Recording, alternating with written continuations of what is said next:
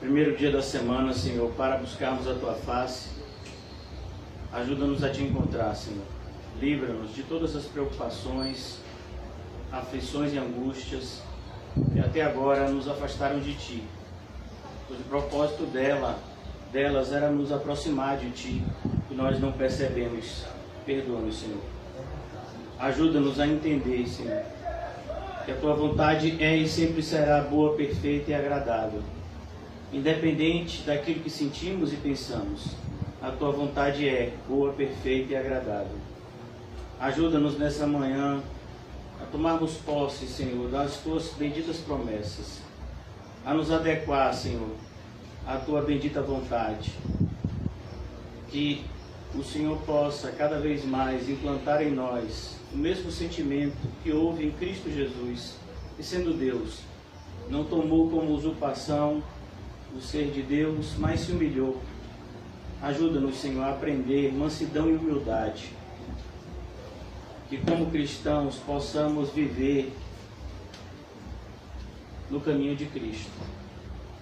Livra-nos, Senhor, de todo auto-engano. Livra-nos de tudo aquilo que tem nos feito pensar mais em nós e menos em Ti. Que a partir de hoje seja o contrário, mais de Ti e menos de nós. Em nome de Jesus, amém e graças a Deus. Amém, irmãos? Eu não programei e os irmãos sabem que eu não sou muito adepto de datas humanas, né? Hoje, no segundo domingo do mês, muitas pessoas celebram o Dia das Mães. Eu não sou muito chegado a essas coisas, mas a Bíblia nos ensina que as mães, elas têm uma função muito importante no plano de Deus, o propósito de Deus. E aprove ao Senhor que no dia de hoje a gente tratasse desse assunto. Eu nem tinha planejado. Nós temos estudado aqui o Evangelho de Lucas, tenho que ser sincero com vocês, de maneira expositiva, e hoje nós vamos tratar justamente do encontro de duas mães no poder do Espírito Santo. Aprove ao Senhor que nós falássemos desse tema hoje. Lucas 1:39. Antes de eu ler aqui a partir do versículo 39, da gente começar a exposição, eu gostaria de convidar vocês a uma outra parte da Bíblia que parece que hoje em dia está fora de moda, ou muitas vezes não tem sido mais visto como politicamente correto ou socialmente aceito, que é o dever da mulher cristã. Olha que coisa interessante. Em 1 de Timóteo, capítulo 2, versículo 9, nós vamos ver o dever da mulher cristã. E tem escrito isso na minha Bíblia, os deveres das mulheres cristãs. E diz assim, 1 Timóteo 2, a partir do versículo 9, que do mesmo modo as mulheres se ataviem de traje honesto, com o poder, com pudor e modéstia, não com tranças, ou com ouro, ou pérolas, ou vestidos preciosos, mas como convém as mulheres que fazem profissão de servir a Deus. Olha que coisa interessante. As mulheres também devem fazer essa profissão de servir a Deus. A ideia aqui é mulheres que têm compromisso com Deus, assim como os homens. Independente do gênero, homem e mulher, ambos são chamados a um mesmo ofício, servir a Deus. Claro que de funções diferentes, de acordo com o próprio ser de Deus ter criado homens e mulheres com características distintas. Mas olha que coisa interessante, aqui no versículo 10. Mas como convém? Como convém? Por quê? Porque nem sempre tem sido feito isso. Desde aquela época que Paulo escreveu essa carta a Timóteo. Não se engane. E pela multiplicação da maldade, né? Querida irmã, tem cadeira aqui na frente hoje. Você não precisa ficar no seu banquinho, tá certo? Você vai pegar ali pra mim? Não. E na igreja, né, tá todo mundo aqui bem. Mas eu já conversei com você. Mas como convém às mulheres que fazem profissão de servir a Deus, com boas obras. A mulher aprenda em silêncio. Olha que coisa interessante. A mulher aprenda em silêncio. Olha o respeito que as mulheres devem ter para com os homens. A mulher aprende em silêncio, com toda a sujeição. Não permito, olha que coisa, eu não permito, porém, que a mulher ensine e nem use autoridade sobre o marido, mas esteja em silêncio. A mulher tem que respeitar a autoridade masculina que foi constituída por Deus na vida dela. Pastores, pais, maridos. Porque primeiro foi formado Adão e depois Eva. E Adão não foi enganado, mas a mulher, sendo enganada, caiu em transgressão. Olha que coisa interessante. A gente vive hoje numa época onde, dentro da própria igreja, mulheres têm buscado exercer funções que não são de acordo com a vontade de Deus para elas. E a justificativa é que a gente está no século 21 e que isso é machismo e que mulheres e homens são iguais e daí por diante, né? São justificativas que usam sempre como pano de fundo a filosofia humanista. E Paulo, quando estava aqui defendendo o papel da mulher na igreja, Paulo, ele não usa nenhum dos argumentos da sua época, mas ele vai e retorna a milhares de anos atrás, para o Jardim do Éden, e diz, olha, vocês lembram do que aconteceu lá? Então a mesma coisa equivale a nós, retornar ao passado e perceber que a vontade de Deus não mudou. A vontade de Deus, a organização de Deus não mudou. Deus organizou o mundo segundo a sua vontade, mas o pecado faz com que o homem, de maneira natural, a nossa natureza é oposta à vontade de Deus. E a gente vai ter sempre argumentos para se levantar contra a vontade de Deus, embora nenhum deles se justifique. Mas essa parte final aqui que eu gostaria de pegar para que, como um gancho para a gente começar a exposição em Lucas capítulo 1. Salvar-se-á. Olha o papel da mulher. Salvar-se-á, porém, dando luz a filhos. Olha como é interessante. O papel da mulher é justamente exercer esse ofício lindo de mãe. E talvez você diga, mas meus filhos cresceram. Mas aqui mãe, irmãos, entenda, esse termo é muito mais profundo.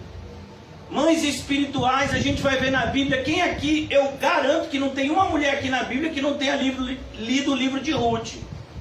Quem já leu o livro de Ruth? Ninguém? Amém. No livro de Ruth, todos vocês percebem o papel de mãe que Noemi exerce na vida de Ruth. Mas Noemi é mãe de Ruth? Não. Biologicamente não. Mas espiritualmente, é. Quando as duas estão para se despedir, Orfa vai embora e Ruth diz, eu não vou. O seu Deus é o meu Deus, a sua terra vai ser minha terra, aonde você for eu irei. Isso é família. É por isso que Jesus disse, a minha mãe, os meus irmãos e irmãs são aqueles que ouvem e obedecem a voz do Pai que está no céu. Mesmo mulheres na igreja que não têm filhos biológicos, elas podem ter inúmeros filhos espirituais e o dever de cuidar deles. É o papel delas. Mas o inimigo sempre vai agir tentando perverter. O que é perverter? Perverter é quando você tira o propósito de algo e coloca aquilo que era para fazer alguma coisa sendo usado para outra. Então você perverteu, você muda, você adultera. É isso que tem sido feito com a palavra de Deus e com a vontade dele. Salvar-se-á, porém, dando luz a filhos. Se, olha que coisa, não basta apenas gerar, não basta apenas, no caso, evangelizar, tem que cuidar também. Permanecer com modéstia na fé, na caridade. Caridade aqui é uma palavra que traduz um amor. E na santificação. A mãe espiritual, a mãe biológica tem que dar um bom exemplo, tem que ser santa. E a ideia de santidade aqui é uma ideia de viver uma vida correta aos olhos de Deus. E é isso que a gente está vendo nesse encontro de duas mães espirituais. que no nosso estudo de hoje são Maria e Isabel, duas mães espirituais. Por isso que o título da nossa mensagem de hoje é justamente esse: o encontro de duas mães no poder do Espírito. Amar seus filhos, é isso que a gente vai ver aqui. Colocar Deus em primeiro lugar. Esse é um exemplo que toda mãe tem que dar. Deus em primeiro lugar. Os filhos têm que crescer dessa forma. O destinatário original dessa carta que a gente acabou de ler, Timóteo, ele viveu isso. A sua mãe era de origem judia, mas o seu pai era grego. Mas qual foi a influência que ele recebeu? Da Grécia ou a influência do Deus de Israel? Do Deus de Israel. E Paulo fala isso: olha, Timóteo, você foi ensinado na palavra de Deus desde pequeno pela sua avó, olha que coisa, e a sua mãe. Então nós vamos ver aqui Maria e Isabel se encontrando. Mas elas não se encontram para tricotar, para falar mal dos outros, para se queixar da vida. Não, elas se encontram para glorificar a Deus. O encontro de mulheres deveria ser sempre para isso. Não falo do encontro de mulheres como um encontro na igreja, mas o encontro de mulheres em qualquer lugar, em qualquer situação. Mulheres cristãs devem sempre se encontrar para glorificar a Deus. De que forma? Estimulando uns às outras ao amor e às boas obras. Naqueles dias, versículo 39, Lucas capítulo 1, versículo 39. Naqueles dias, levantando-se Maria, foi apressadamente às montanhas, a uma cidade de Judá. Que coisa interessante, Maria tinha recebido o aviso de que ela seria mãe, que ela conceberia pelo poder do Espírito, e logo depois disso, a primeira coisa que vem na cabeça de Maria é visitar Isabel. Por que será? Olha o referencial de espiritualidade feminina cristã que Isabel representa na Bíblia. A gente já leu, eu vou ler de novo, porque nunca é demais.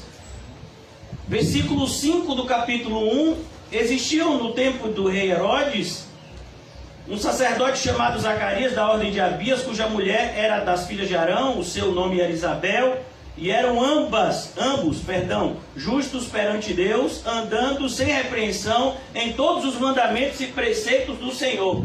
Ambos. Isabel era um exemplo de mulher. Se você dissesse assim, olha, uma mulher crente, uma mulher que vive para glorificar Deus, na sua mente vem Isabel. Maria não foi de maneira aleatória visitar Isabel. Existia todo um passado que ligava essas duas mulheres. Minha prima Isabel, ela é crente. Ela conhece das coisas de Deus. Eu recebi um aviso aqui do anjo a respeito de uma profecia que se cumprirá em mim, e eu quero conversar com ela sobre isso. Naqueles dias, levantando-se Maria, foi apressadamente às montanhas, a uma cidade de Judá, e entrou em casa de Zacarias e saudou a Isabel. Olha que coisa. Algo interessante aqui também é o respeito das mulheres mais novas em relação às mulheres mais velhas. Se a gente fosse colocar num patamar, nós seres humanos fazemos sempre isso, de hierarquia, quem é o filho mais importante? É o de Maria ou de Isabel? O mais importante quem é? O de Maria. Então Isabel que deveria visitar Maria. Mas Isabel era uma senhora de idade. Já estava com uma gestação complicada, imagina, de 6 meses. E Maria ainda era uma jovem. E estava ainda nos seus primeiros dias, talvez, de gravidez. E ela vai lá visitar a sua prima. E então, ela entra na casa de Zacarias e saudou Isabel. E aconteceu que ouviu Isabel saudando de Maria, a criancinha no seu ventre. Que criancinha é essa? Quem? João Batista. Olha que coisa, a criancinha. Às vezes a gente não entende, quando Jesus vai falar, anos depois desse episódio aqui, que João é o maior homem nascido de mulher por causa desse evento. Ele é o único caso de alguém que foi cheio do Espírito Santo desde o ventre. Ninguém, nunca aconteceu isso. Nem Elias, que foi arrebatado ao céu sem ver a morte, não teve essa experiência. Ainda no ventre, ainda um bebê de 6 meses de idade, ele já entendia que ali no ventre daquela outra mulher estava o seu Salvador, e ele glorificou a Deus com 6 meses de idade.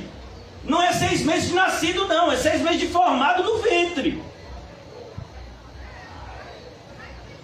É assustador, irmãos, que a gente vive numa fase que existem cristãos que até apoiam o aborto. Olha que coisa. Ah, mas porque se a criança nascer vai ser tão difícil.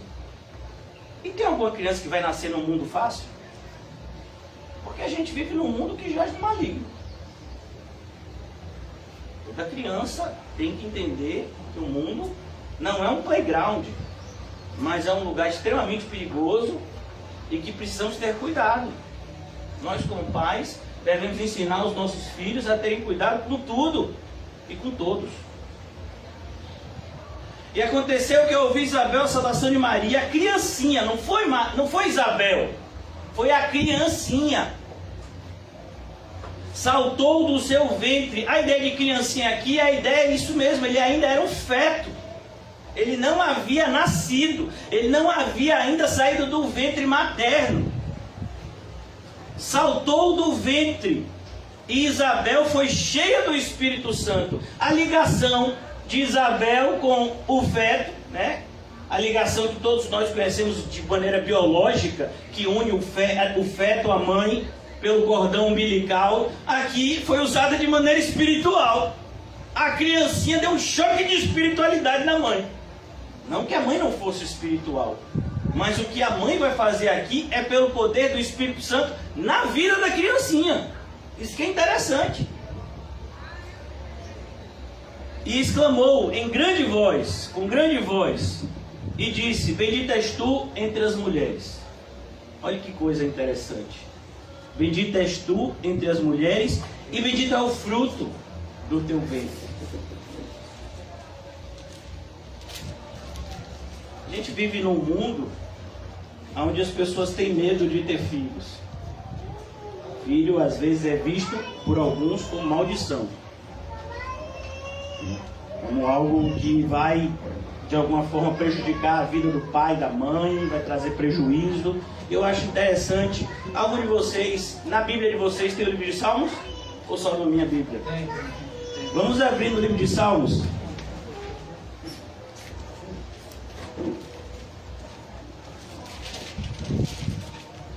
Salmo 127.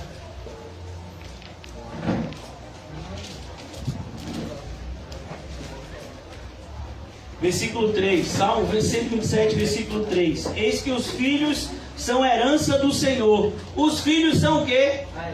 A herança do Senhor. Ah, não, mas meu filho é uma maldição. Não.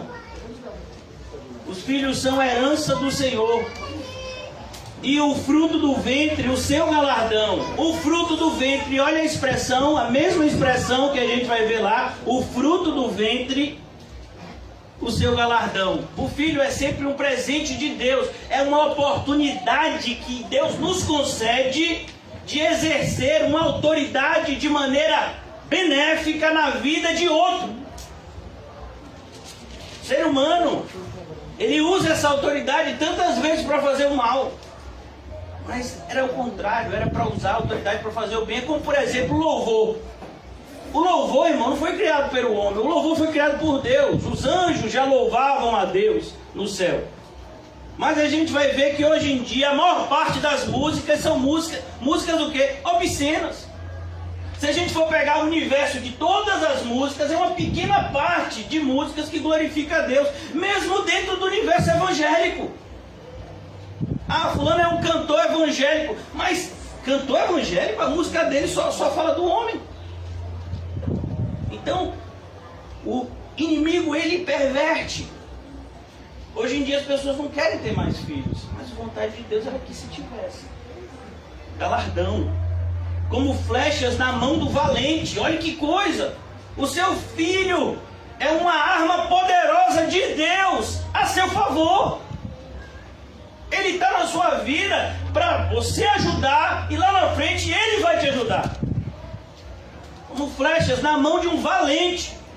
Assim são os filhos da mocidade. Olha a idade de ter filhos. Hoje em dia não. Não, eu tenho que me formar, eu tenho que construir minha casa, eu tenho que ter meu dinheiro. As pessoas só querem ter filhos com 40, 50 e quando querem. Porque tem que se construir, né, tem que se construir toda uma estrutura. Por quê? Quem disse isso? Não, mas eu tenho que me formar, eu vou fazer após, eu tenho que ter emprego, o emprego tem que pagar tanto, porque eu não quero que meu filho passe dificuldade. Você não confia em Deus, não? Não entendi. Eu não tenho condição de ter filhos hoje. Maria tinha? Ela era pobre e o seu marido também. Então Jesus não era para nascer? Bem-aventurado o homem que enche deles a sua aljava. Olhe como é bom ter muitos filhos. Enche a sua aljava. Cara, ficha uma flecha. Tchá, tchá, tchá. Não serão confundidos. Não serão confundidos. Essa expressão é linda, irmãos. Não serão confundidos vai ficar de maneira muito clara que Deus agiu de maneira diferente na sua vida e na vida do ímpio. É a diferença entre luz e trevas. Por isso que diz, não ficará confundido, não será confundido como trevas. Todo mundo verá que Deus é na sua vida. Quando falarem com seus inimigos à porta da cidade era o lugar onde os inimigos vinham desafiar o pessoal que estava dentro da cidade. Agora eu quero voltar um pouquinho, ainda nesse mesmo salmo. A gente vê essa promessa de filho, né? Que tem muita gente que rejeita. Não, aí eu vou orar mais, porque eu não sei o contexto desse salmo. Tem que ver em hebraico, em aramaico, em grego. Tem que ver em latim. Tem que ver se realmente o autor do salmo estava inspirado nesse momento. Sei lá, né? Mas olha que coisa interessante. Esse é o mesmo salmo que no versículo 1 diz: se o Senhor não edificar a casa, em vão trabalham os que edificam. Se o Senhor não guardar a cidade, em vão vigia o sentinela. Vocês aí que estão... eu vou me proteger do Covid desse jeito aqui, ó. Cuidado, viu? Cuidado. Se o Senhor não edificar a casa, em vão trabalham os que edificam. Se o Senhor não guardar a cidade, em vão vigia o sentinela. Não adianta. A melhor sentinela do mundo. Inútil. O que é uma coisa inútil?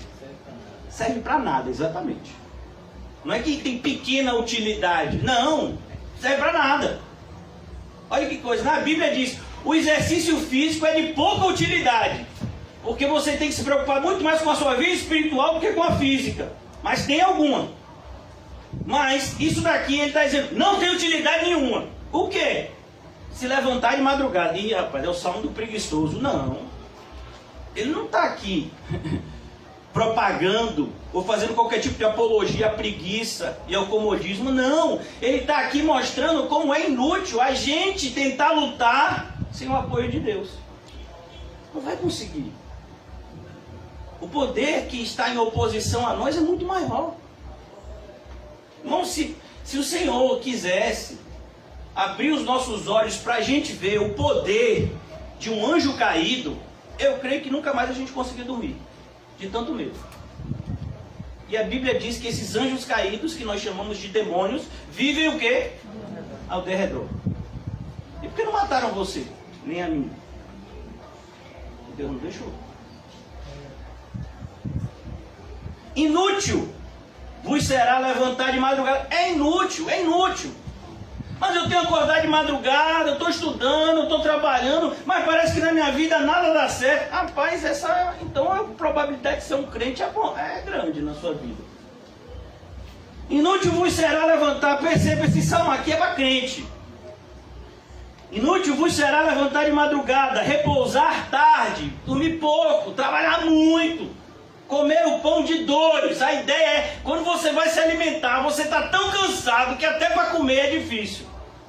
Isso que é pão de dores. Você trabalhou tanto para comer aquele pão que até para comer você está cansado. Pois assim dá ele aos seus amados o sono. A ideia é, Deus supre aos que Ele ama enquanto descansam nele. Não é a ideia de que você é preguiçoso, não fez nada. Não, você é uma pessoa, como diz o Salmo, você fez o que deveria fazer, como está escrito, por exemplo, também no livro de Hebreus. Depois de fazer de tudo, é necessário perseverança para que alcanceis a promessa. Mas você confia em Deus, você não confia na sua força. Olha, eu arei o campo, eu plantei a semente, mas eu sei que se o Senhor não enviar a chuva, não vai vingar. Então eu vou descansar. Eu não posso fazer a dança da chuva. Então eu vou descansar em Deus, vou orar e dizer, Senhor, está nas tuas mãos. Como sempre esteve. Foi o Senhor que enviou a semente, foi o Senhor que me deu a força para arar o campo. E eu vou descansar agora, porque a minha preocupação não te glorifica, só te envergonha. Você já entendeu isso? Que a sua preocupação envergonha a Deus? Porque se é um mandamento que é repetido na Bíblia, é confia no Senhor, confia no Senhor, confia no Senhor. Irmãos, centenas de vezes a gente lê na Bíblia, confia no Senhor, não tema, confia no Senhor. E a gente faz o quê? Desconfia do Senhor, desconfia do Senhor. Será? Será, mano? Rapaz, sei não. Está dizendo aqui, mas será que é verdade? Será que Deus existe? Será que de fato Ele é galardoador de todos aqueles que o buscam? Como está escrito no livro de Malaquias, será que vale a pena servir a Deus? Então, é nesse contexto, irmãos, que a gente tem que pensar aqui no que a gente está estudando de Lucas, no dever de mãe, para aqueles irmãos que chegaram no horário.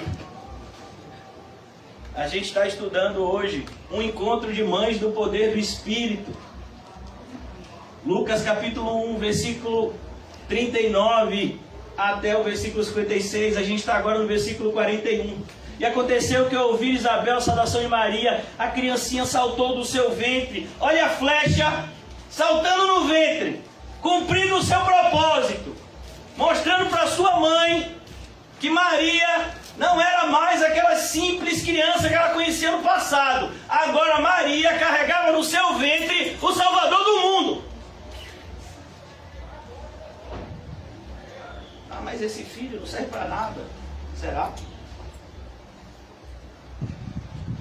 E aconteceu que ao ouvir a Isabel a saudação de Maria, a criancinha saltou do seu ventre. Isabel foi cheia do Espírito Santo. Por isso que o título da nossa mensagem é Um Encontro de Mães no Poder do Espírito.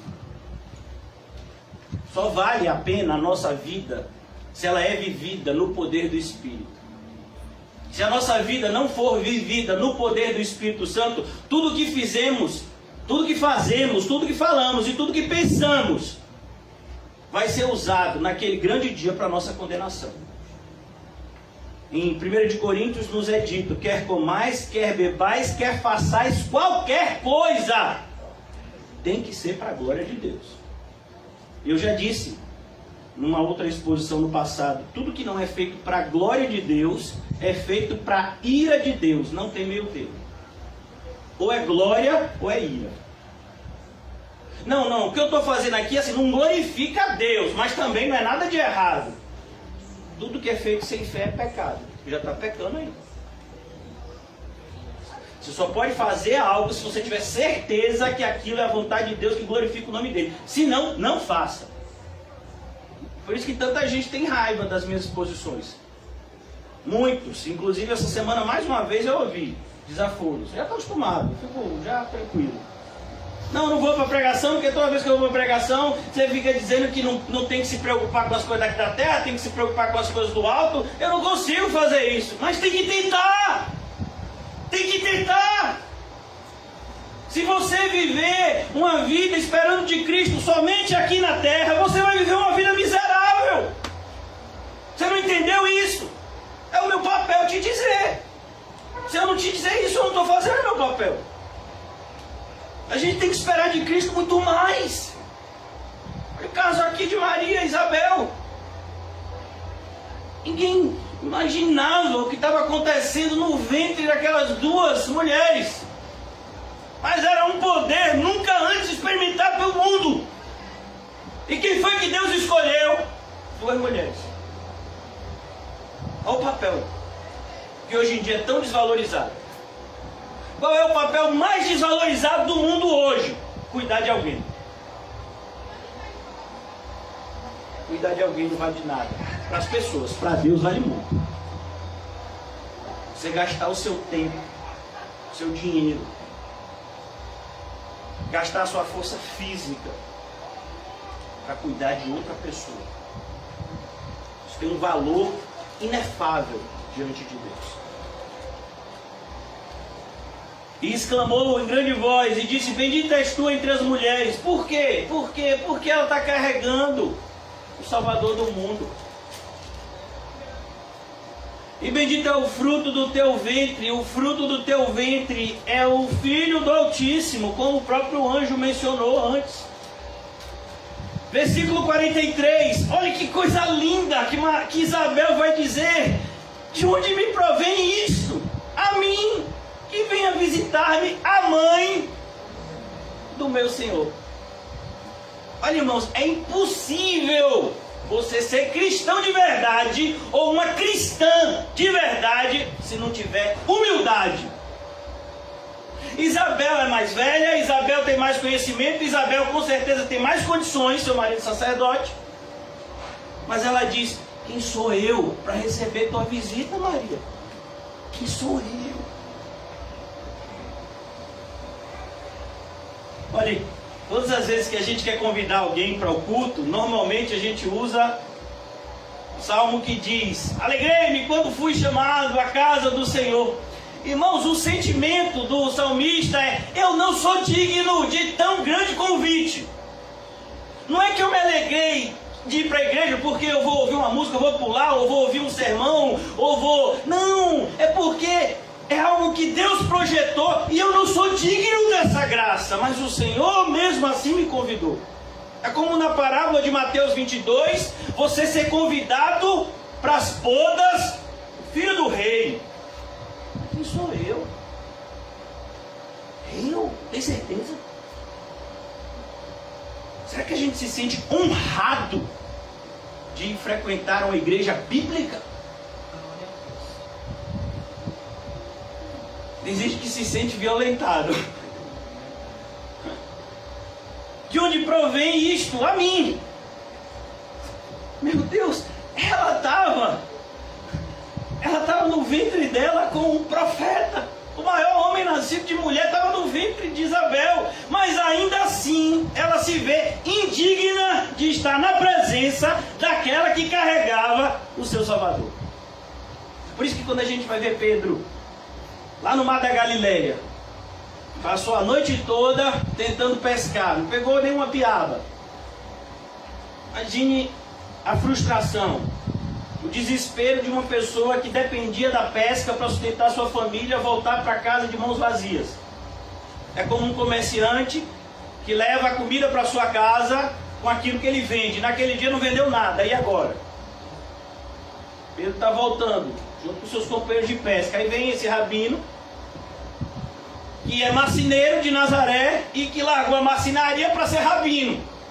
E que a gente não sabe nem onde foi que ele fez teologia.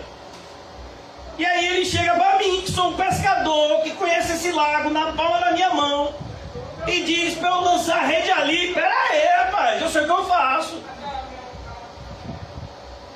Mas o Senhor está mandando, eu vou fazer.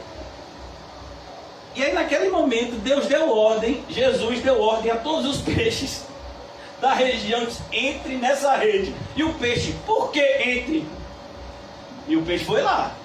E foi tanto peixe naquela rede que teve que chamar um outro barco, e quase os dois barcos afundaram de tanto peixe. Aí você pensa assim: não, Pedro vai virar agora para Jesus e vai dizer: Jesus, entra na minha vida, eu quero mais a você, porque o Senhor Jesus na minha vida vai ser esse tipo de pesca todo dia, e eu vou ficar rico aqui no mar da Galileia. A mente natural pensaria logo isso.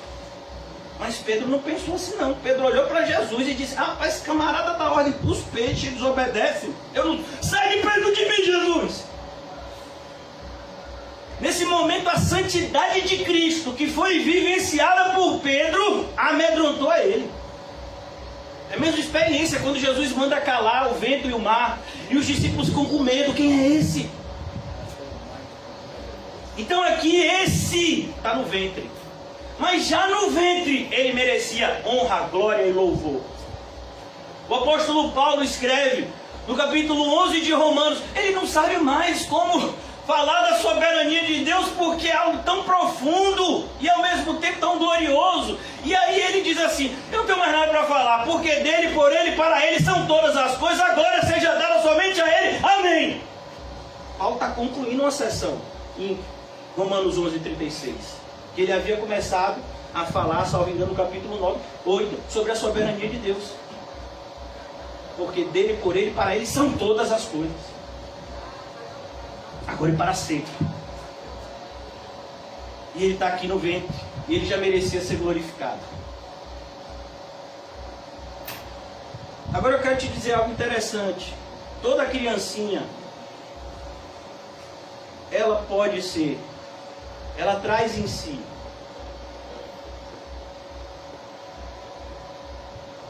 a probabilidade de ser um filho de Deus ou de ser um filho do mundo. E é o nosso papel fazer de tudo para que elas sejam filhas de Deus e não filhas do mundo. É o nosso papel, é a nossa responsabilidade. Exercer esse sacerdócio no nosso lar. E exclamou com grande voz: de onde provém isto? Que venha visitar-me a mãe do meu Senhor, do meu Senhor. Jesus já é chamado de Senhor ainda no ventre. Por quê? Porque ele já existia. Isso que é dar um nó na nossa cabeça. Quando Jesus encarnou, Jesus deixou de existir no céu? Não. Não, pastor, aí não, aí parou. Como assim? Ele estava lá ventre e ele estava no céu também. Não pode, duas pessoas não podem ocupar um lugar no mesmo tempo. Só que Jesus não é a pessoa só, ele é Deus. É por isso que Jesus estava dormindo ali do lado dos apóstolos. Aí ele acorda e diz: Pedro, essa noite pediram a tua alma para se andar. Pedro disse: aonde que eu não vi essa reunião? Eu estava aqui do seu lado a noite toda. Vi o Senhor dormindo assim. Onde foi essa reunião? No mundo espiritual. Pediram a tua alma para se andar, mas eu roguei por você. Como, Jesus? Onde foi isso? O mundo espiritual existe, irmãos, e é lá que a gente tem que travar as nossas maiores batalhas. De onde me provém isso? Que venha visitar minha mãe do meu Senhor. Esse deveria ser o sentimento de todo cristão que se dirige para a igreja. Porque a igreja, ela também, se você for prestar atenção, a igreja sempre aparece na Bíblia como um gênero feminino. A igreja é a noiva de Cristo.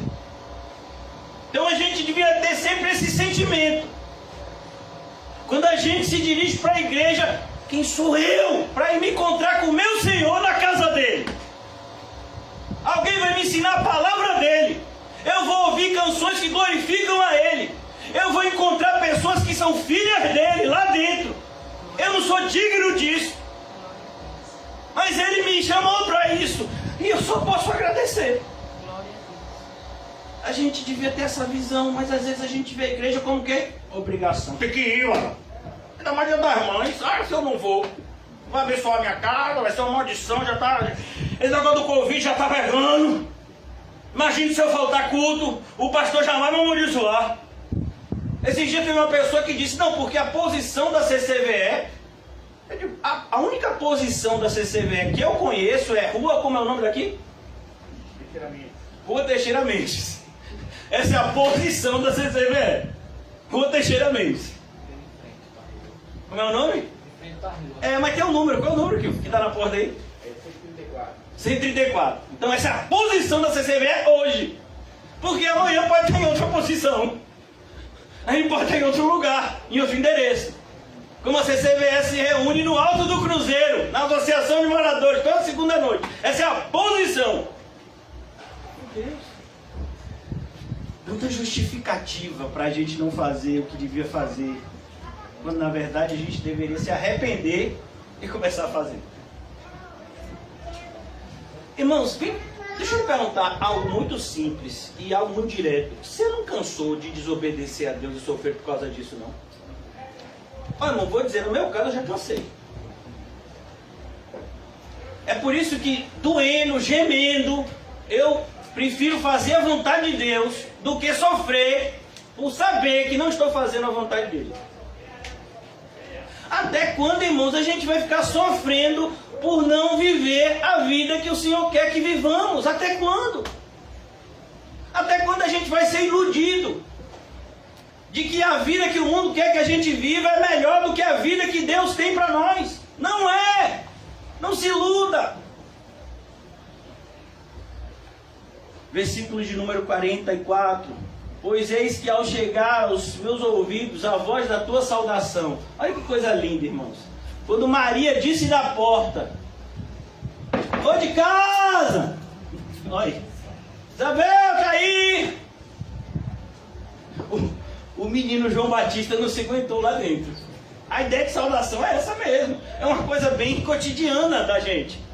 Bateu na porta: vou de casa. Isabel, sou Maria, sou parenta, lembra de mim? Pois é, quando ao chegar aos meus ouvidos essa tua saudação com sua voz, Maria chegou no meu ouvido, a criancinha saltou de alegria no meu ventre. Como é que a mãe sabe que a criancinha saltou de alegria? Porque, meu filho, eu já tive presente em 3 gravidezes. Criança chuta e a mãe não gosta não. As mães aqui que a criança chutava, gostava? Incomoda, meu filho. Tem mãe que fica com ânsia, que pega pra cá e vai pra uma posição pra cá. Às vezes dá, você vê até o pé empurrando assim, dependendo, né, do tamanho da criança. Mas aqui a gente vai ver que, olha como isso é espiritual. Ela entende que a criança está alegre. Ela está se mexendo lá dentro porque ela está alegre. E de acordo com a biologia, a gravidez de Isabel é uma gravidez de risco. Ou vocês se esqueceram que ela era idosa? Até hoje, imagine. Com a evolução da medicina, uma gravidez de Isabel seria uma gravidez de alto risco. Olha, se a criança começar a mexer muito aí dentro, você vem aqui e liga para o obstetra, porque pode ser que esteja acontecendo alguma coisa aí dentro. Mas Isabel sabia que era o contrário. A sabedoria de Deus é totalmente diferente, irmãos. Pois eis que ao chegar aos meus ouvidos a voz da tua saudação, a criancinha saltou de alegria no meu ventre. Bem-aventurada que creu. Bem-aventurada a que creu. Percebeu que aqui está no feminino. Ah, mas a mulher não tem papel nenhum na igreja. Pelo menos na igreja lá da CCVE. Não tem papel nenhum. Não tem? Meu Deus. A pessoa que fala isso não entendeu nada da pregação. Bem-aventurada que creu. Vocês têm crido? Mulheres, vocês têm crido? Que a gente vive num mundo, irmãos, aonde, mais uma vez eu vou falar isso, a gente é influenciado todos os dias a viver de acordo com o sistema do mundo. Você tem que fazer isso, você tem que fazer aquilo. Olha, mulheres, não aceitem isso, não aceitem. Entendi. Por quê? Bem-aventurada que creu. Aqui creu. Bem-aventurada a que creu. Maria creu. Quando o anjo disse, olha, você vai ficar grávida, vai ser pelo poder do Espírito. Você é bem-aventurada porque você creu. Quando as mulheres entendem que elas são abençoadas em darem filhos, em cuidarem. Em outra passagem diz que as mulheres mais velhas, não está falando de idade, mas de maturidade, que as mulheres mais maduras na fé ensinem as mulheres mais novas na fé a serem boas donas de casa, amarem seus maridos. A gente vê esse tipo de ensino na igreja, irmão? Vê? Seja sincero. Não. Porque se a gente for falar sobre isso, muitas pessoas vão achar que está errado. Que a gente está diminuindo o papel da mulher na sociedade. Irmãos, a gente não foi criado para viver de acordo com os costumes da sociedade atual. A sociedade mundial, ela sempre teve os seus costumes baseados numa concepção contra Deus. Nós vivemos numa sociedade cada vez mais anti-Deus, anticristã. Os valores da nossa sociedade vão na contramão de tudo aquilo que a Bíblia diz que é bom, perfeito e agradável. Por exemplo, falar de um assunto que ninguém gosta aqui, dinheiro. Quem gosta de ganhar dinheiro? Todo mundo aqui gosta, mas ninguém vai dizer que gosta, por quê? Porque está na igreja. Eu não vou dizer nada, o pastor vai vir coadilar daqui a pouco. Quem gosta de dinheiro?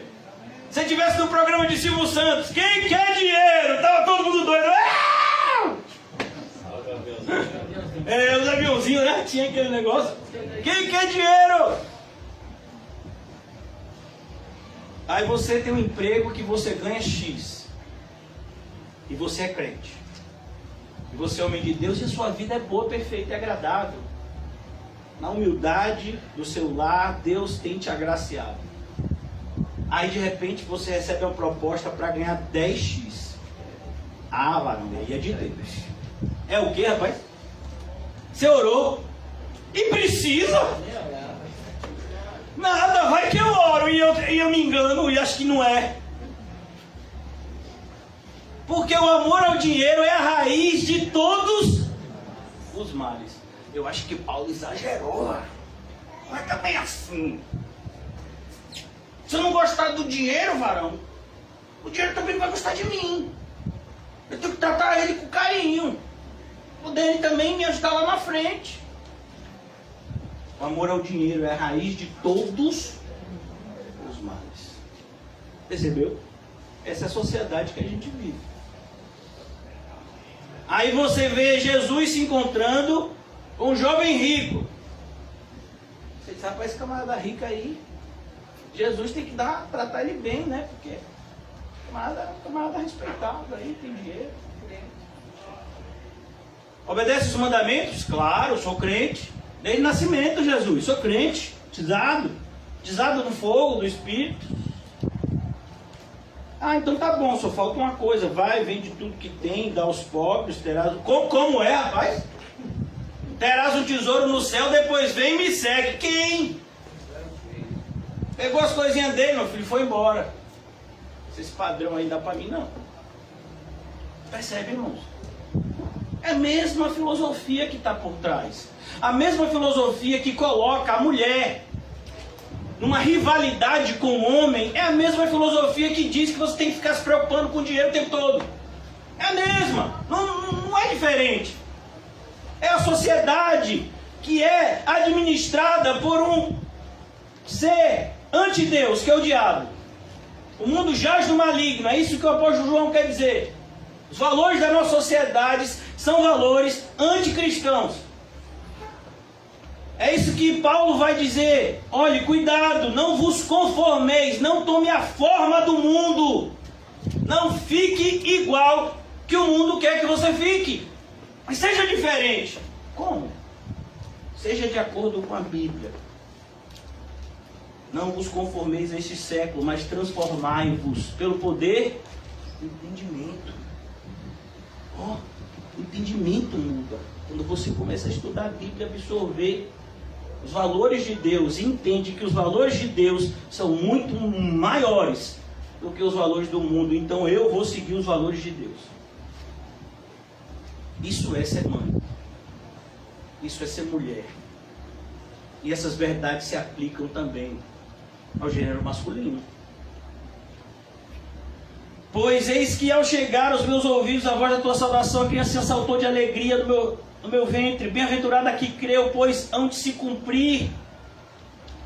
cumprir-se as coisas que da parte do Senhor lhe foram ditas. Irmãos, tudo que da parte do Senhor foi dito vão se cumprir. Eu vou pegar só uma passagem aqui no Evangelho de Lucas, a título de exemplo.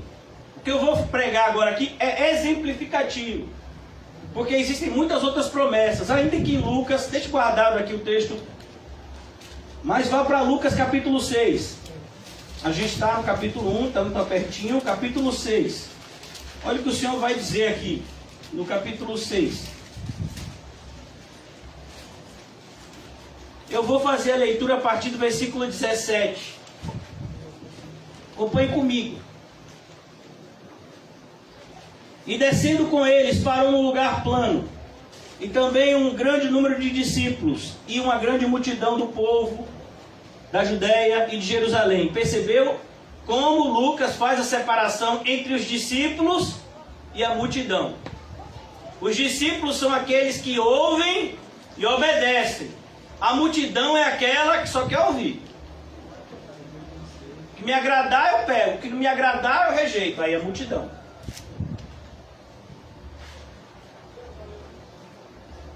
E da costa marítima, de Tiro e de Sidom, olha que coisa, multidão de toda a região, inclusive pessoas que não eram originalmente judeus. Tiro e Sidom aqui são cidades que não fazem parte do universo judaico, os quais tinham vindo para ouvir e serem curados das suas enfermidades. Ou seja, tinha gente que tinha vindo para ouvir, tinha gente que tinha vindo para ser curado. Como também os atormentados de espíritos imundos, e eram curados, e toda a multidão procurava tocar-lhe, porque saía dele poder, em algumas traduções virtude, e curava todos, mas nem todos eram salvos. Levantando ele os olhos para os seus discípulos. Mas tinha multidão aqui também, não tinha multidão? Uma multidão enorme de vários lugares, mas Jesus olhou para quem? Para os discípulos. Pai, eu não rogo pelo mundo, eu rogo por aqueles que do mundo o Senhor me deu, porque são teus. Por esses que eu rogo. Jesus levantou os olhos para os seus discípulos, porque ele sabia o quanto os seus discípulos, como nós, que somos discípulos de Jesus nessa manhã, somos tentados a seguir os conselhos do mundo. Embora a gente saiba, quem aqui nunca leu o Salmo 1? Nunca leu? Ninguém, eu creio. Até o ímpio, por curiosidade, passa o olho no Salmo 1. Mas se o ímpio passa o olho, fica com raiva, porque diz, não siga o conselho do ímpio. Ele está falando de mim. Não siga o conselho do ímpio. E os discípulos o tempo todo influenciados. Jesus se preocupava tanto com isso que ele falou algumas vezes aos seus discípulos e mais aos seus apóstolos: cuidado com o fermento dos fariseus e dos herodianos, porque é o modo que eles vivem. Se você não tomar cuidado, vai influenciar você, vai entrar na sua vida sem você perceber. Isso é o fermento. Quando é misturado na massa, a gente não percebe. Cuidado com a influência do mundo. Mulheres, cuidado. Homens, cuidado. E levantando ele os olhos para os seus discípulos, versículo 20 dizia: bem-aventurado vós, os pobres, porque vosso é o reino de Deus. E aqui, irmãos, é bom você entender, ele está falando de pobre, pobre mesmo. Eu sei que tem muita gente que traça aqui um paralelismo com o Sermão do Monte, falando que não, aqui é pobreza de espírito. Não é não.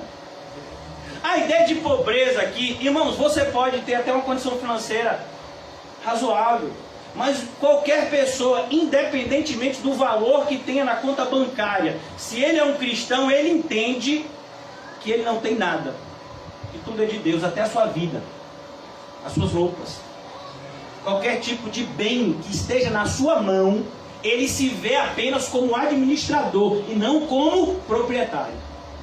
Por isso que todo cristão se vê como pobre e se enquadra com felicidade nessa promessa. Fulano, mas você tem um carro, fulano. Você é pobre? Sou, o carro é meu, é de Deus. Se ele disser para mim hoje, vá à venda e dê o valor para fazer isso, eu vou ter que fazer, é dele. Isso é pobreza. Pobreza verdadeira. Não é só se ver como pobre em espírito, no sentido de que, quem sou eu diante de Deus? Essa verdade é bendita sim, e está lá em Mateus. Mas aqui é outra verdade que Jesus está dizendo. Que há uma bem-aventurança quando você se desapega das coisas. Mas a gente vive num mundo em que o tempo todo diz: se apegue, guarde, retenha, para não lhe faltar amanhã. E você sabe se amanhã vai existir para você? Acabou de passar. Hoje é um dos dias que o cemitério está lotado. Um monte de gente vai visitar suas mães mortas. Está lá, o cemitério lotado, a entrada. Então a gente vê aqui, bem-aventurados os pobres, porque deles é o reino dos céus. De quem é o reino dos céus? É daqueles que não tem nada aqui na terra que os prenda. Eu não tenho raízes aqui na terra. Minhas raízes estão no céu. É o que Paulo diz. Eu sei que eu tenho crido, ele é poderoso para guardar o meu depósito. Onde é que está o depósito de Paulo? No céu. Por isso ele sabia. Ele podia ir para lá, porque as raízes dele estavam lá, não aqui. E ele continua e diz: bem-aventurado vós, os que agora têm fome, porque sereis fartos. A ideia de fome é fome mesmo. Não somente fome porque você não tem condição de comprar o alimento, mas fome muitas vezes porque você tem tantas obrigações cristãs para glorificar o nome de Deus que você não pode comer direito. Aí você fica com fome. Jesus ficava com fome várias vezes. Mestre, você não está com fome? A gente passou o tempo todo com o senhor não comeu nada. Eu até tenho fome, mas eu tenho uma fome maior ainda. Qual era? Fazer a vontade do Pai que está no céu. Essa é a bem-aventurança. Você abre mão da fome física para saciar aquela que para você é mais importante, a fome espiritual. É isso que Jesus está falando aqui. Bem-aventurado vós, os que agora chorais, porque é vez de rir. Quem gosta de chorar? Quem gosta de ter notícias tristes? Ó, pastor, estou falando mal de você. Aonde, meu filho? Do outro lado da rua? Não, dentro da igreja. Você acha que isso alegra meu coração, irmão? Não. Mas faz parte. Faz parte ficar doente. Faz parte. Ser atacado por demônios. Faz parte. Receber flechadas, dardos inflamados do maligno. Faz parte se sentir oprimido. Se sentir muitas vezes depressivo. Faz parte. Mas o Senhor disse: chegará um dia que você vai sorrir. A gente vive num mundo que está todo mundo querendo rir o tempo todo. A gente tem muito mais motivo para chorar, irmão. Bem-aventurado vós os que chorais, porque é vez de rir. Bem-aventurados sereis quando os homens vos aborrecerem, e quando vos separarem, vos injuriarem, rejeitarem o vosso nome por causa do Filho do Homem. Não é uma rejeição qualquer, é uma rejeição por causa de um comportamento cristão seu. Muitas vezes pessoas rejeitam as outras porque a pessoa tem um comportamento ruim. Mas quando você é cristão, você vai ter uma rejeição por ser cristão.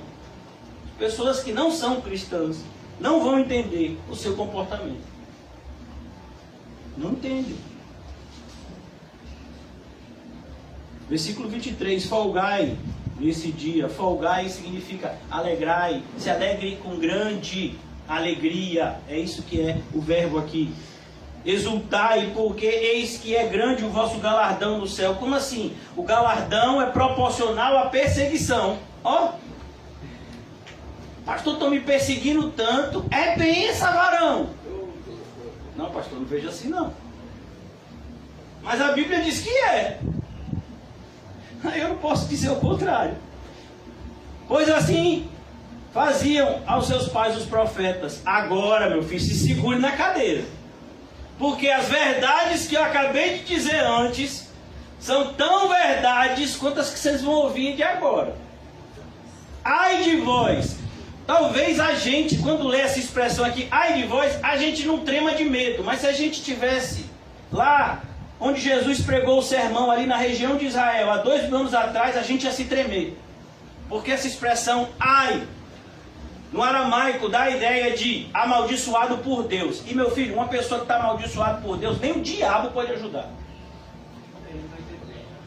Ai de vós, os que estáis fartos. Ah, eu estou tão tranquilo, porque consegui atingir aquela meta, eu estou, sabe, de boa. Estou tranquilo. Já fiz a minha compra do mês. Estou tranquilo. Ah, então quer dizer que você está... Vamos imaginar, irmão, uma situação. Vamos imaginar que você fez a compra do mês. O mês tem 30 dias, não é isso? Na grande maioria, com exceção de meses que tem 31, fevereiro 28, às vezes 29, mas 30 dias.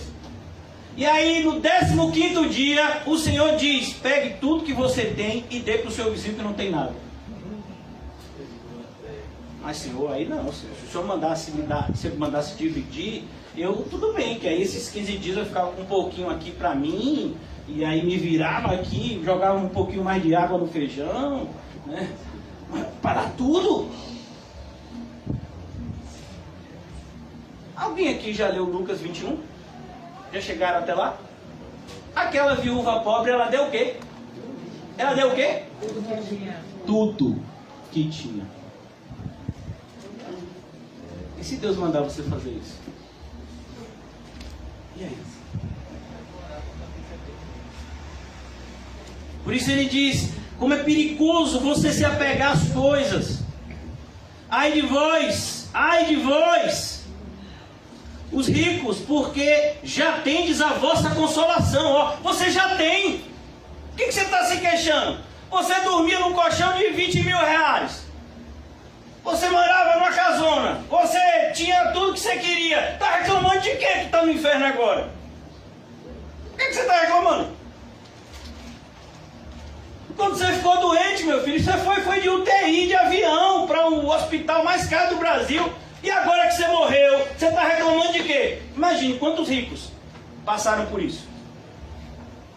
Na sua riqueza tiveram todo o aparato médico à sua disposição. Mas, meu filho, os dias estão contados. Desde antes do nosso nascimento. Morreu. Tinha todo o aparato enquanto estava vivo. Esses dias, eu não sei, acho que foi um dos donos do Banco Safra que faleceu. E nem foi de Covid. O dono, né? Bilionário. Mas é muito dinheiro mesmo. Um dos homens mais ricos do mundo, não é do Brasil não. Do mundo. Imagina esse homem chegando no inferno. Cadê minha casa? Casa? Não, quem tem casa é quem está no céu. Aqui não tem casa não. Cadê o meu vinho? Vinho?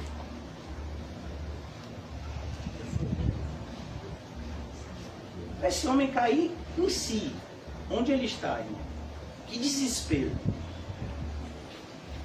Ai de vós, é isso que Jesus está dizendo.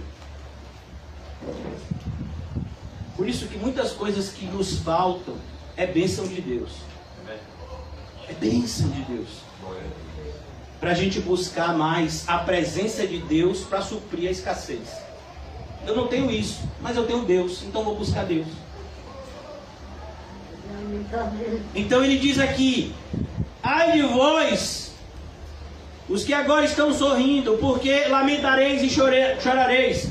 Eu vou dar um exemplo aqui, muitos vão falar mal de mim, não ligo não. Recentemente morreu um dos maiores comediantes da atualidade do Brasil. Uma pessoa que era homossexual, não se contentou em ser homossexual, se casou com outro homossexual e adotou filhos. Totalmente, uma perversão assim absurda. Fazia chacota com cristão o tempo todo. Não acreditava em nada. Quando ficou doente, o marido, que eu não posso chamar de marido, né? A pessoa que convivia com ele, pediu orações. A gente ora para que ele se arrependa e seja salvo. Mas depois que morre, meu filho. Foi para um lugar bom. Foi para o quê? Foi para um lugar o quê? Um outro que morreu há muitos anos atrás, que fez um monte de gente rir, Chico Anísio. Você acha que ele foi para um lugar o quê? A gente que vive, né, na terra dos comediantes. Ser comediante dá dinheiro no nosso país. Você acha que essas pessoas vão para onde? A maioria desses comediantes fazem piadas com cristãos. Tem até um grupo, né, de comediantes diabólicos chamado Porta dos Fundos, se eu não me engano, que fez uma paródia como Jesus sendo homossexual. Aí teve cristãos, vamos lutar contra eles. Eu não tenho nada a ver com eles, meu filho. O problema deles é com Deus. Eu quero a distância deles, orar pela conversão deles. perdoar eles, é o meu papel, para que o meu coração não fique sujo. Mas o problema deles é com o Deus de Israel, não é comigo não. Quando ele faz aquelas coisas, não sou eu que sou ofendido, é Deus. E aí o problema é muito maior, porque se fosse eu que fosse ofendido, o problema é pequeno. Mas Deus, vocês já viram, eu contei aqui recentemente, quando Senaqueribe ofendeu o Deus de Israel, o que foi que Deus fez com ele e o seu exército? Ai de vós, os que ficam buscando sorrir o tempo todo, que fazem do nosso cristianismo motivo de chacota, a maneira que a gente acredita, motivo de chacota. Cuidado com essas pessoas. Vai chegar um dia que elas vão lamentar. Você acha que ele está sorrindo agora? Esse homem que ganhou dinheiro, muito dinheiro, fazendo piadas anticristãs. Você acha que ele está sorrindo agora? Coisas absurdas que ele falou de Cristo e da Bíblia. Tem um outro comediante, um tal de Pochado, não sei o que, né, que fala coisas absurdas também. E faz um monte de gente rir. Você acha que vai acontecer o que com eles quando terminar os dias deles aqui? É por isso que eles têm motivo sim de ficarem desesperados com o Covid. Eu e você não. Eu e você, se a gente morrer, a gente vai para o céu, ou não? Agora, quando eu vejo cristãos tendo o mesmo comportamento diante do Covid que um anticristão, eu digo, pelo amor de Deus. Cristãos do passado, eu sempre me confundo o nome dele. Não sei se é Richard Baxter. Não, não é Richard Baxter, não, é outro. É Brainer. Tem o primeiro nome eu esqueci. David Brainer.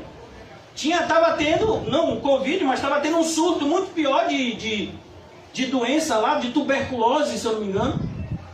Que não tinha os medicamentos de hoje. Sabe o que foi que ele fez? Ele foi evangelizar os tuberculosos. Ele pegou a tuberculose e morreu. Que camarada burro. Devia ficar quieto no canto dele, na igreja, evangelizando num lugar seguro. Que pastor estúpido. Ó, bem feito que ele pegou e ainda está com o pulmão todo comprometido. Onde eu passei a noite toda. Mal. E estou pregando aqui para vocês hoje. Irmãos, o Deus que você crê é demonstrado pela maneira que você vive. Não pelo que você fala somente. Tem um monte de gente que fala que é cristão, que é crente, que ouve a Bíblia, que louva, que ora. Mas no comportamento não tem nada de crente.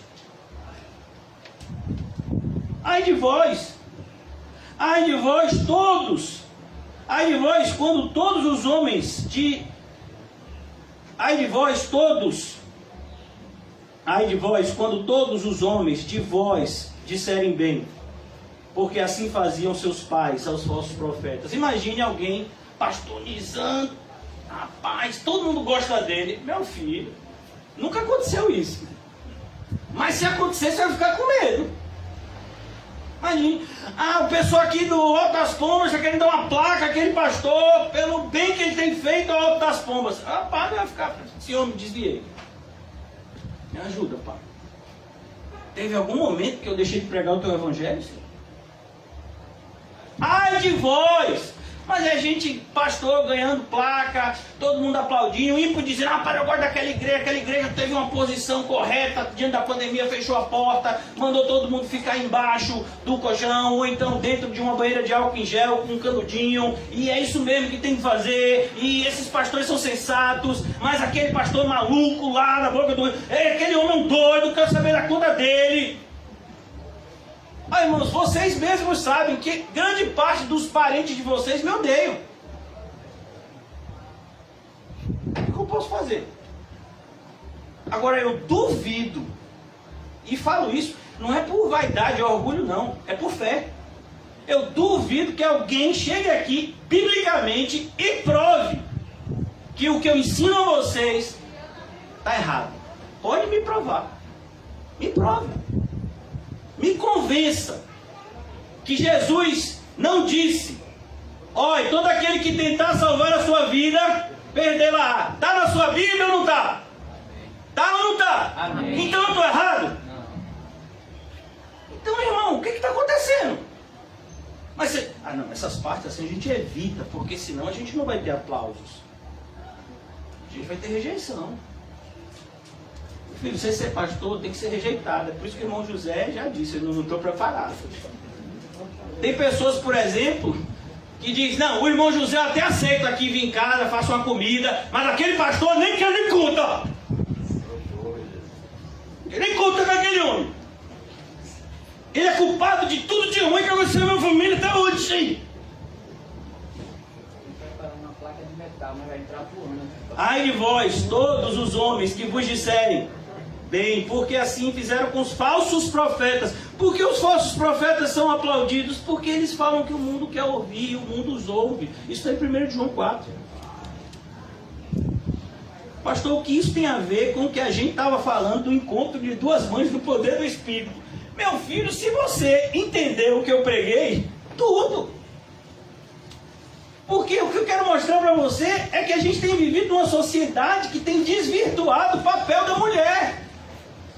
Que tem desvirtuado o privilégio de ser mãe. Não só o privilégio, mas a responsabilidade de ser mãe. E inclusive tem negligenciado o papel da mulher ser mãe espiritual na igreja.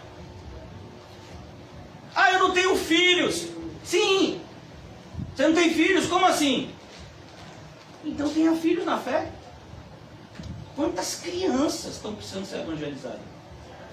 Sabe, eu choro todas as vezes que eu vejo uma propaganda, mas eu não choro não é por causa da situação não. Não sei se você já viu no YouTube, no meu YouTube sempre passa um videozinho de uma instituição ligada à ONU chamada Acnur, que é um braço da ONU que procura ajudar crianças que estão nesses países que estão tendo guerra civil. E aí conta, né, a história das crianças para tentar sensibilizar as pessoas a doar dinheiro. A gente fica triste porque se doar dinheiro, de cada 10 reais que você mandar, só chega um lá. Então o que é que a gente faz? Vamos orar e se Deus mandar, a gente vai lá. Mas pastor, está tendo guerra lá. E a maioria do pessoal lá não gosta do cristianismo não, é muçulmano. Se a gente for lá, o negócio vai pegar. E aí, você está esperando o quê? O que você está esperando? Tem uma criança, sempre aparece no vídeo que passa no YouTube. Caiu uma bomba. Não é bomba de São João que já incomoda, não. Uma bomba mesmo, daquela que mata. Do lado da casa dela, acabou com tudo. E desde que essa bomba caiu, ela não consegue falar. Ela só grita e chora.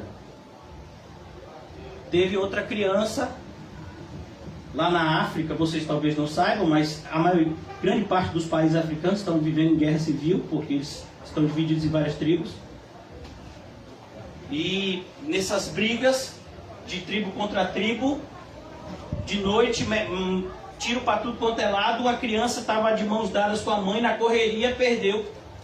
Se perdeu da mãe e não sabe onde é que está a mãe, nem se está viva, está num lugar de... a criança está num campo de refugiado. Eles não sabem onde estão os seus pais. Essas pessoas precisam de quê? De Cristo. Não adianta dar casa, comida, roupa lavada, porque essas pessoas podem até ter um futuro promissor do ponto de vista social. Mas aí vai morrer, vai para o inferno. Qual foi o bem que você fez para essa pessoa? Então a ideia, irmãos, é que a nossa responsabilidade, vocês mulheres, é muito grande. Quantas crianças a gente tem em Salvador? Salvador. Quantas crianças nos sinais, nas sinaleiras? Lá perto de minha casa mesmo, tem um pessoal que se profissionalizou nisso. Tem uma pessoa que eu já vi nesses últimos anos com 3 filhos diferentes, não sei nem se é dela. Mas sempre pede dinheiro com a criança na mão para poder sensibilizar as pessoas. Quantas crianças precisando de evangelismo? Que criança pode crer em Deus? A gente está falando de João Batista cheio do Espírito Santo desde o ventre. Samuel ouvindo a voz de Deus com poucos anos. E vocês, mulheres, estão dizendo para mim que não tem papel para vocês na igreja? A quantidade de crianças que não conhecem a Cristo, a quantidade de mulheres que não sabem qual é o seu papel na sua casa, porque a sociedade tenta convencê-la todos os dias que ela tem que viver contra o marido, que ela tem que viver exercendo um papel de confronto com o sexo oposto. A gente vive numa sociedade, irmãos, que quer impor determinados valores para nós que somos cristãos, e nós não podemos aceitá-los. Não só não podemos aceitá-los, como temos que mostrar que existe um outro caminho, o caminho correto, o caminho que é pela porta estreita, o caminho que é apertado, mas ele leva à salvação. Esse é o caminho que a gente foi chamado a propagar, mulheres e homens. Aí fica o diabo dando risada, porque dentro da igreja as mulheres e os homens da igreja estão brigando para desempenhar um papel, o mesmo papel, quando deveríamos estar de maneira organizada, exercendo cada uma a função que Deus colocou, e seríamos muito mais prósperos na nossa profissão de fé. Já quero concluir por conta do horário. Versículo 46 de Lucas 1. Disse então Maria: a minha alma engrandece o Senhor. O meu espírito se alegra em Deus. Em Deus, o quê? Meu Salvador. O quê? Meu Salvador. Eu não ouvi. Meu Salvador. Maria tem Salvador? Mas eu pensei que Maria era imaculada, não tinha pecado nenhum, ela precisa ser salva. Olha, irmãos, se fosse outra pessoa que dissesse, mas é a própria Maria que admite. Olha como Deus é poderoso. As pessoas que idolatram Maria, que defendem essa tese da Igreja Católica Romana, de que Maria é sem pecado e intercede por nós, e todas essas heresias absurdas, é a própria Maria, está na Bíblia deles também, viu? Você pega uma Bíblia católica, tem esse mesmo versículo, viu? Jesus é o Salvador dela. Mas se a tese do catolicismo romano tivesse certo, Maria então aqui está errada. Porque só precisa de Salvador quem é pecador. Pode ter alguma pessoa que não tenha pecado que precisa de Salvador? Por exemplo, Jesus precisa ser salvo? Jesus precisava ser salvo? Por quê? Porque ele nunca conheceu o pecado. Em tudo foi tentado e em nada pecou. Mas Maria está dizendo: é o meu Salvador. Está no meu ventre. Olha, irmãos, eu quero concluir aqui, vou até fechar, porque se me deixar eu fico aqui até de noite. E a gente tem os nossos horários pré-estabelecidos.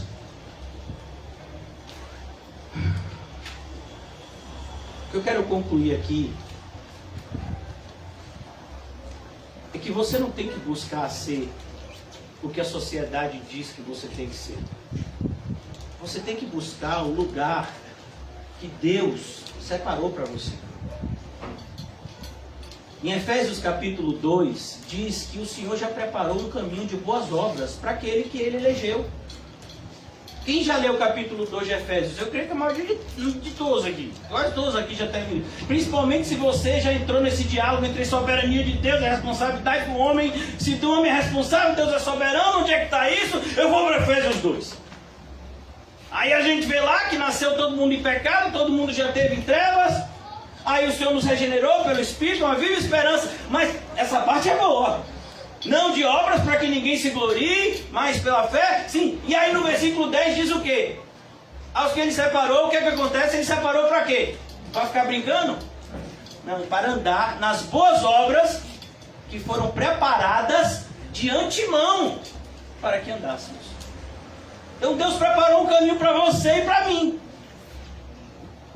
O problema é que muitas vezes a gente está igual uma mula. Deus dizendo: é por aqui, você vou nada. Vou não. Perdoar? Perdoar não. Me desapegar? Desapego não. Deixar de me preocupar com dinheiro? Ah, meu filho, Deus está dizendo que o caminho é esse. Porque você não vai ir para a igreja, não vou nada. Pegar Covid dentro da igreja. A pessoa não entra na igreja, mas entra no supermercado, entra na farmácia. Aí eu fico assim, né? Será que só sou eu que sou louco? Meu Deus do céu. Irmão, eu quero fazer uma pergunta muito sincera para você, minha filha, inclusive, viu? Quando é que a gente vai acordar desse pesadelo de ter recebido a palavra de Deus e não estar obedecendo? Porque isso é um pesadelo. Você tem recebido a palavra de Deus, privilégio. O Senhor Jesus tem mostrado o caminho que você tem que seguir. E você não está fazendo o que Ele mandou? Isso é um pesadelo. Isso sim é um pesadelo. Às vezes a pessoa diz, pastor, eu sonhei com o Senhor. Eu digo, como foi o pesadelo? Ele sonhar comigo, meu filho. Eu sonhei e o Senhor dizia, toma a sua cruz. Não, eu acordei assustado. Eu queria que os irmãos que vão ajudar na ceia iniciassem os protocolos, seguindo todos os protocolos sanitários, para que a gente tenha uma ceia em paz e que nos dê paz. Mas eu fico me perguntando, irmãos, você não, meu filho, está tranquilo. Eu limpei aqui antes de começar. Tem um aqui já.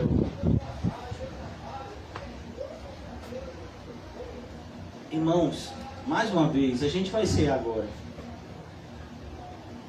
O apóstolo Paulo escreve uma carta aos Coríntios, vocês estão já experientes em saber disso, e ele fala da ceia. Em 1 Coríntios 11, ele diz, olha, cuidado, não ceie de maneira errada. Olha, irmãos, o mais interessante é o que Paulo está falando ali.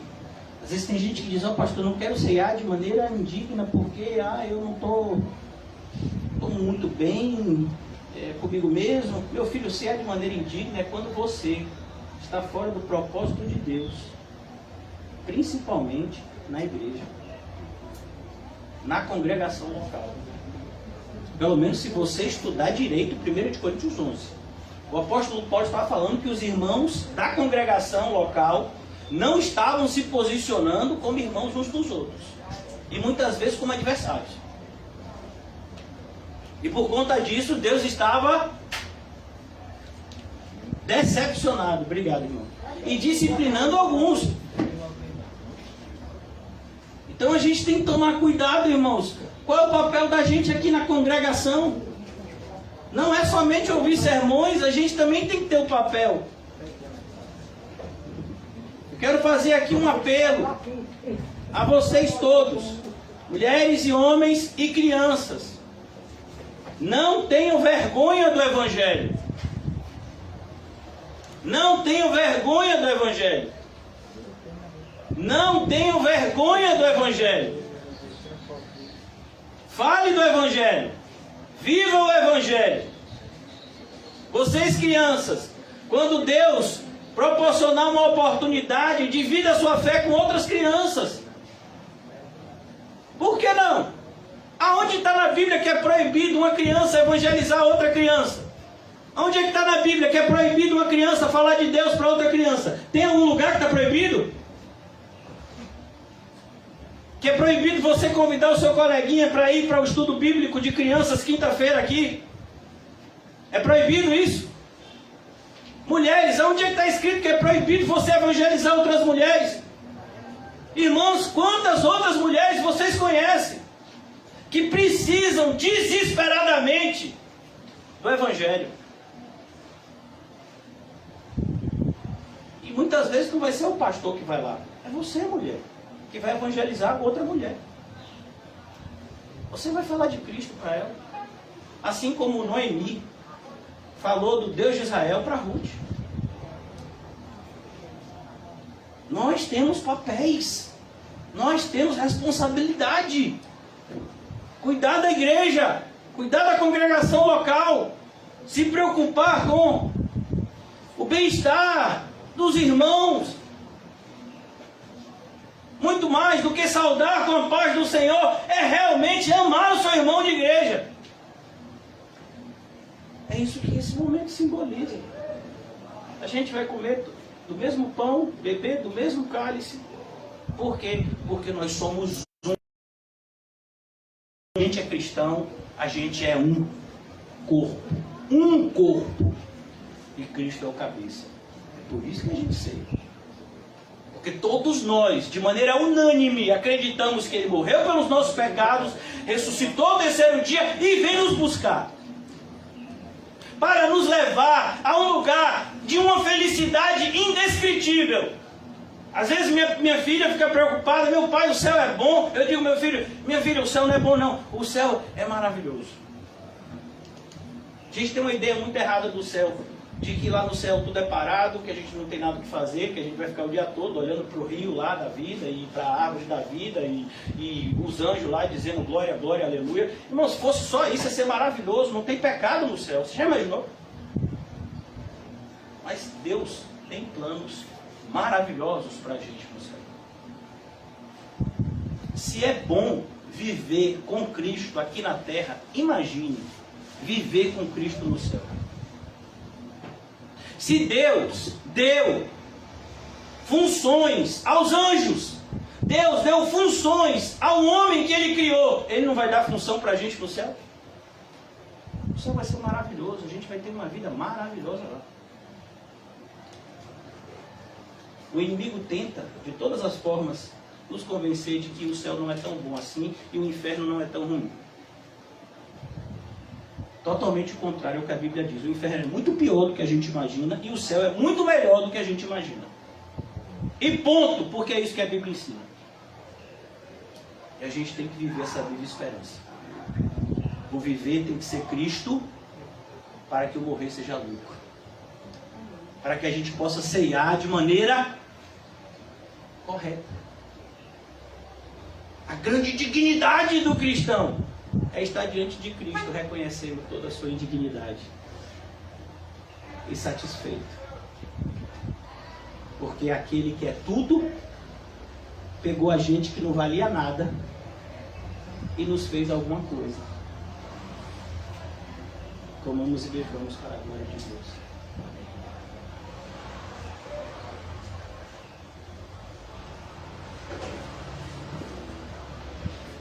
Querido Pai, sempre que nos apresentamos diante da Tua presença santa, somos o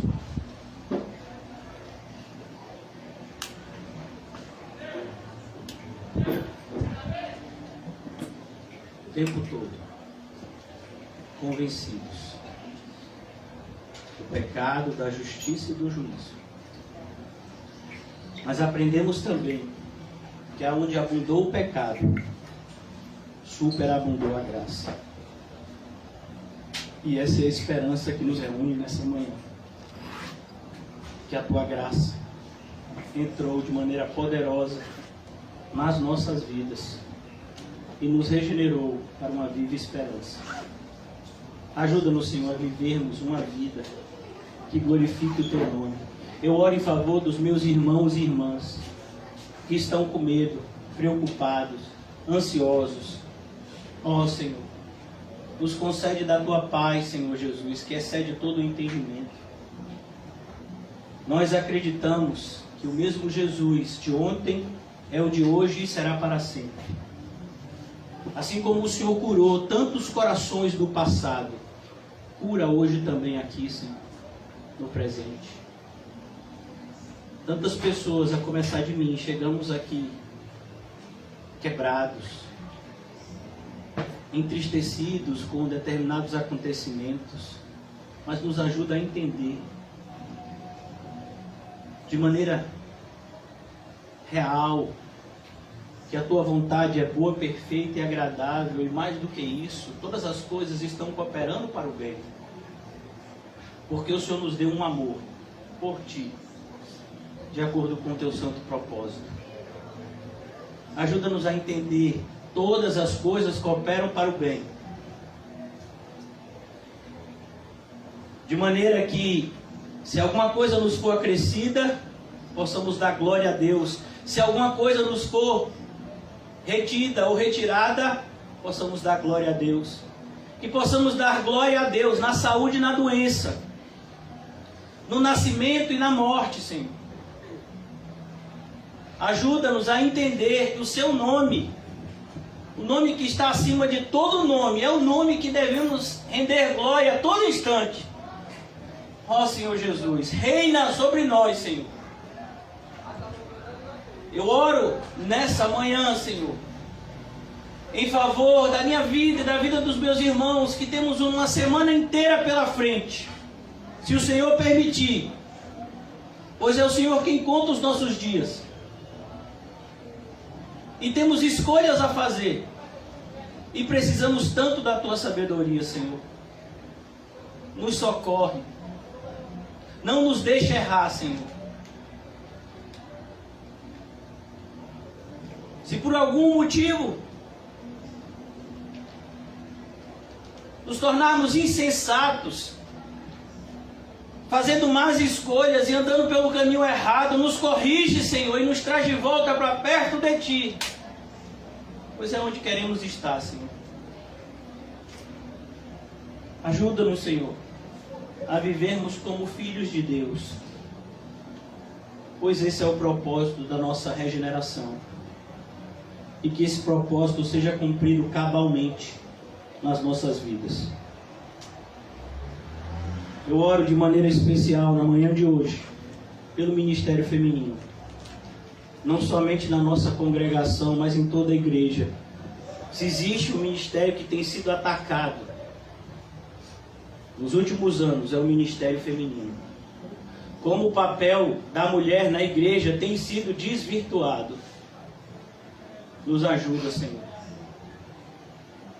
a sermos uma congregação bíblica e a ajudarmos outras pessoas a viverem também biblicamente, cumprindo cada um de nós, homem e mulher, o seu ministério, conforme a boa vontade do Deus Todo-Poderoso. Em nome de Jesus. Amém e graças a Deus. Amém, irmãos? É mais um aviso. Essa semana nós iremos voltar aos nossos horários normais. Então todos os nossos encontros serão às 19h30. Porque